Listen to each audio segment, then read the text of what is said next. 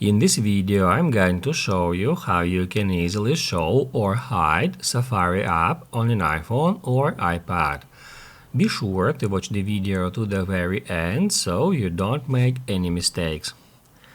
Let's get started, guys. I'm gonna show you all the process from the beginning. And first off, if you just wanna hide Safari app icon from the home screen, you can long press at that icon and then tap at Remove App and Remove from Home Screen.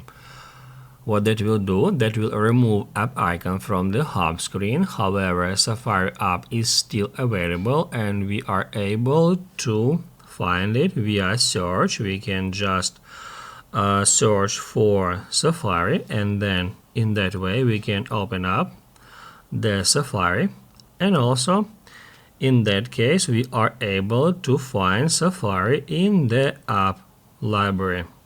Just search for Safari and then you will be able to open it up.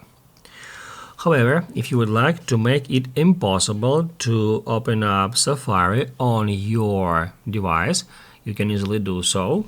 To do that, you need to head over to Settings, then scroll down. Oh, sorry, not so down. That's where you need to find just screen time feature. It is located at the first screen here. Once you've entered screen time, scroll down a bit until you find content and privacy restrictions. Make sure this toggle button turned on and then get into allowed apps.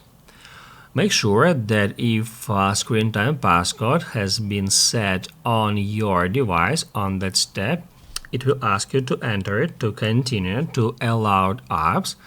And once you are at allowed apps, you can easily find Safari here. If you would like to hide it or kind of disable or maybe remove it, all you have to do is just turn off that toggle next to Safari. After that, just wait for about maybe 5 to 10 seconds until these settings are applied.